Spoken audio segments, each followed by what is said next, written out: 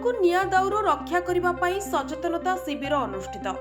गजपति जिला रायगढ़ डंबापुर ठारे आज पारलाखिमुंडी वनखंड अधिकारी के नागराजू और महेंद्र वनांचल अधिकारी अमित सुब्रजित निर्देश क्रमे रायगढ़ वनपाल गीतांजलि पट्टनायक प्रत्यक्ष तत्वावधान रे डंबापुर ठारे आखपाख अंचल लोकंकु नै जंगल को निया दाउरू रक्षा करिबा पई सचेतनता कार्यक्रम कराजिबा सह महिला मानकु नै नियारा ढंगरे म्यूजिकल चेयर खेल अनुष्ठित करी सचेतनता करा जायतिला।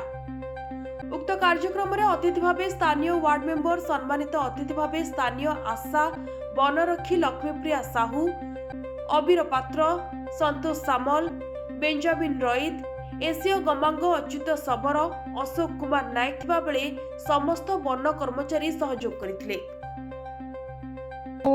गीतांजलि पट्टनायक बनपाल रायगढ़ सेक्शन कौन कहबे मोरा आज जो कार्यक्रम विषय कौन कहबे?